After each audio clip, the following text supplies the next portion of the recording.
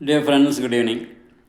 பக்கத்தில் நியூஸ் போட்டிருக்கேன் பாருங்கள். செல்வ பெருந்தகை தமிழ்நாடு காங்கிரஸ் தலைவர் சொல்லியிருக்காரு, பிஜேபி வந்து ஏடிஎம்கே 4 உடச்சிச்சு, பிஎம்கேயை பாமகவை 2 உடச்சிச்சு அப்படின்னு சொல்லிட்டு. It's debatable. அது அவருடைய கருத்துன்னு வச்சுங்களேன். யார் உடைச்சா எப்படி உடஞ்சது அப்படிங்கிறலாம் இப்போ அதுக்குள்ளே நம்ம போகலை. நம்ம போக வேண்டியது, நம்ம போகிறது எதுன்னா அவருடைய கட்சியினுடைய நிலைமையை பற்றி நம்ம கொஞ்சம் பேச வேண்டிய கட்டாயத்தில் நம்ம இருக்கிறோம். சமீபத்தில் பார்த்தோம், ஏதோ ஒரு மாநாடு நடத்துனாங்களே, ரொம்ப காலத்திற்கு அப்புறம் ஒரு மாநாடு நடத்துனாங்க.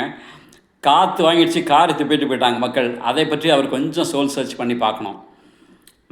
இது அது ஒன்றும் யாரும் உடைக்காது, ஒன்றும் சிரித்து போயிடுச்சு. அது ஒரு சின்ன கூழாங்கல், அதுலேயே நிறைய பீஸாக இருக்குது. அது போய் யார் உடைக்கிறது? அது போய் நான் சொல்ல மாட்டேன் டிஎம்கே உடச்சிச்சு அப்படின்னு சொல்ல மாட்டேன் நான். அல்லது டிஎம்கேனால நீங்கள் சிரித்து போயிட்டீங்க, இப்படி உங்கள் கட்சியை வளர விடலை டிஎம்கே அப்படின்னா நான் அனாவசியமாக பழிப்பட மாட்டேன். நீங்கள் வேலையெல்லாம் பழிப்பட்டு உட்காந்துட்ருக்கீங்களா பிஜேபி மேலே, அது மாதிரி நான் செய்ய மாட்டேன். நீங்கள் யாருமே சிரித்து இவ்வளவு கட்சி ஒரு மாநாட்டம் நடத்திருக்கீங்க, காலத்து போயிட்டாங்க, அதை பற்றி கவலை உங்களுக்கு இல்லை. அந்த கட்சியில் அந்த இடத்துல நீங்கள் இப்போ இருக்கிற இடத்துல எத்தனையோ பேர் வந்துட்டு போயிட்டாங்க.